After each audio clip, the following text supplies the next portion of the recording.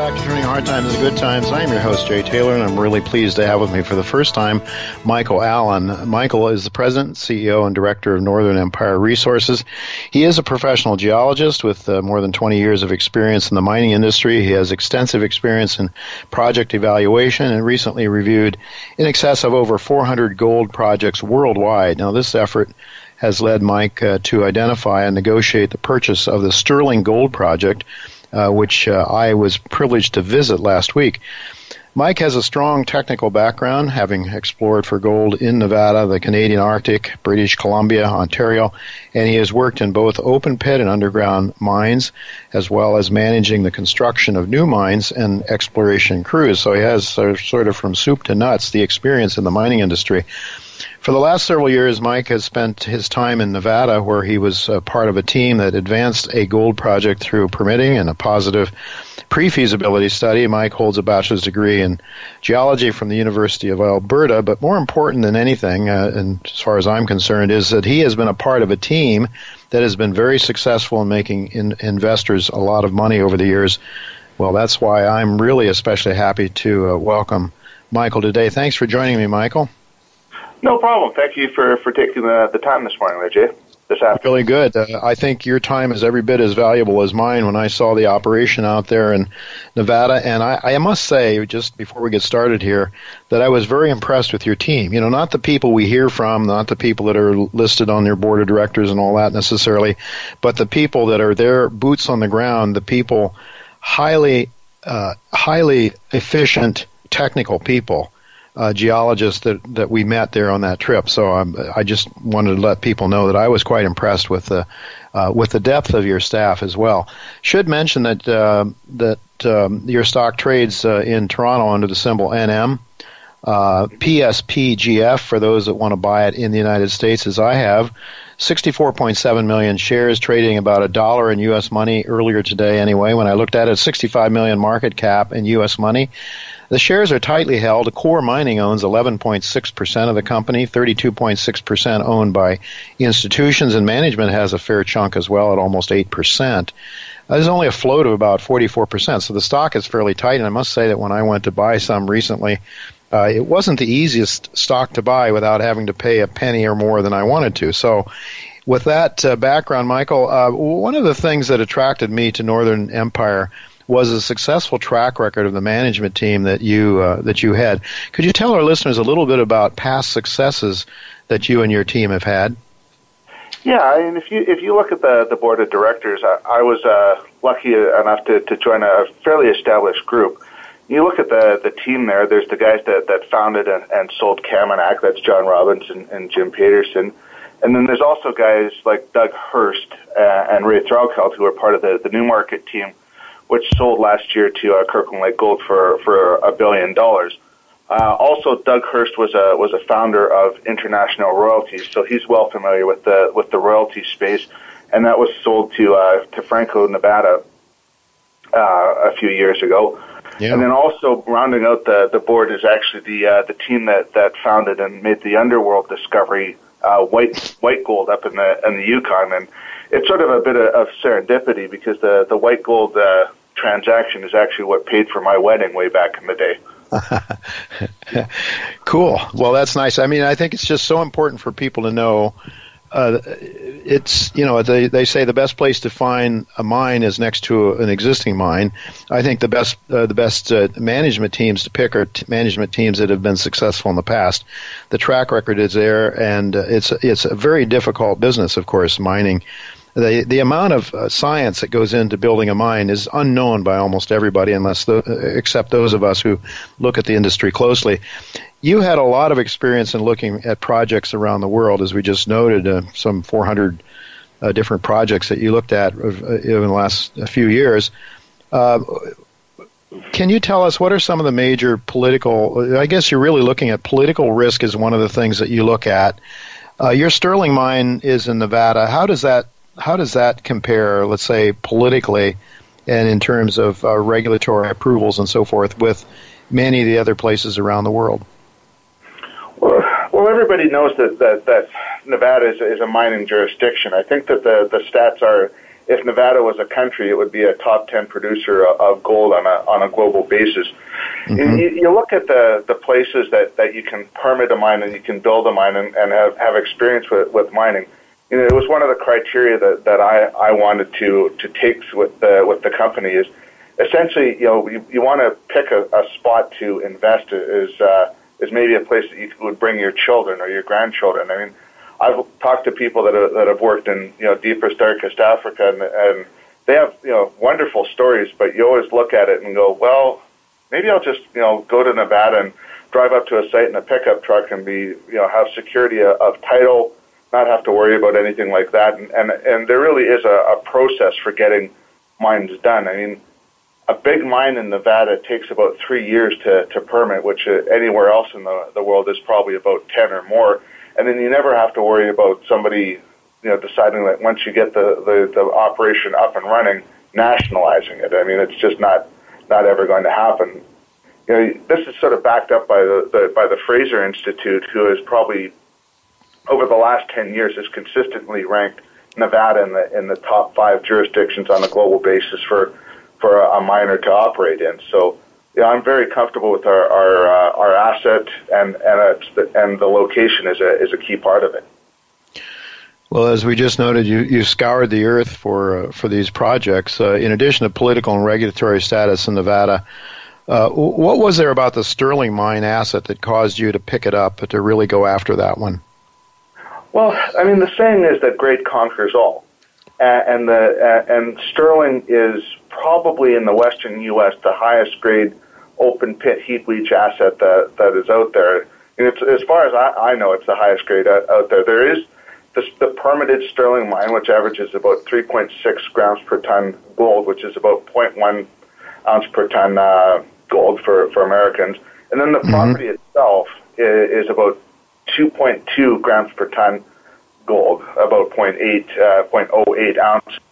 And so that's another key thing is the grade. You also want to look for me. I like to take a lot of the risk of geological complexity out of it. I do look for an open pit asset that makes life generally a bit easier. Also heap leach for a capital intensity to keep that low. And those are sort of the key things: the location, the grade, and then the capital intensity. Those are the key things that I key in on a mining project. What can you give our listeners a little bit of background on the Sterling mine? It was a producing mine in the past. Talk to us a little bit about what was there when you picked up this asset, what you've accomplished since you have picked it up, and then perhaps talk a little bit about what your plans are for 2018. Sure.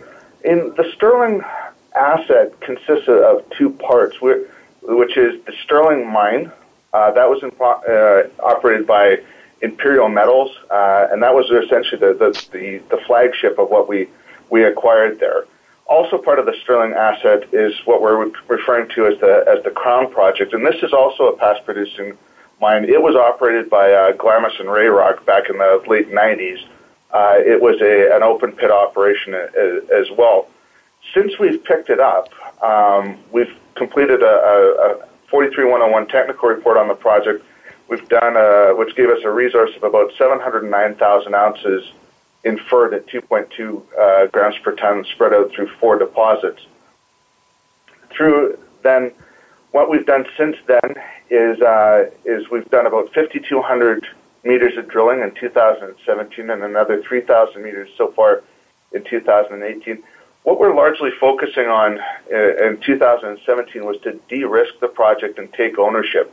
Part of what we wanted to do as a company is really take that scenario of going to zero and having the company completely blowing up out of the off the table. So we de-risked the Sterling mine, and then we started to take ownership of the deposits in the north, which has given us fantastic results, and we look forward to doing more drilling there in the new year. 2017 results out of the Crown deposits: 47 meters of 1.47 out of Daisy, and 82 meters of 1.25 out of the Secret Pass deposit. And we're getting geared up with another drill campaign right now. We've got 2 rigs on site, and we're going right now. All right. So when might investors start seeing some of these assays from the current drill program and throughout the year? Well, we'll probably have some results, a few more of our 17 drilling from the Sterling coming out in the next week or two, and then we're optimistic that we're going to start to see results from the 2018 program start to flow out sort of towards the end of February, early March, around the time of PDAC, and we'll really start to put the drill bit into the ground. After that, I would expect every 4 to 6 weeks from now until September, we're going to be putting out results. Okay. One of the aspects that I think needs to be mentioned is that your Sterling mine is permitted now. I didn't hear you say that, but your Sterling mine is permitted. You could actually turn the switch on and start producing gold from Sterling right now. Isn't that right? That is the case. What we acquired from Imperial was a fully permitted open pit heap leach operation and quite high grade. So we knew about it, and we verified this as part of our due diligence that, all that we would really need to do to turn on the Sterling mine would be to establish, upsize the bond for the new disturbance with the BLM, and then it's essentially call the mining contractors and the heap leach contractors and get going, start mining, and go from there. And this is Nevada. This is a place where you can literally look in the yellow pages for a mining contractor and a heap leach contractor and get them down, on 2 weeks' notice and get going. Mm-hmm. I think this is important because, as you discussed when I was out there with your management team, if let's say that the gold market turns south, I don't think it will. I'm very bullish on gold, but let's say it does, and it's difficult to raise capital for exploration efficiently to raise capital, you would have the ability then to turn this mine on, produce cash flow, because I think your costs are expected to be fairly low. You could actually stay alive and produce some cash flow, probably positive cash flow in a bad market, right? That's the thought, and that's the de-risking of the company by having that permitted mine there.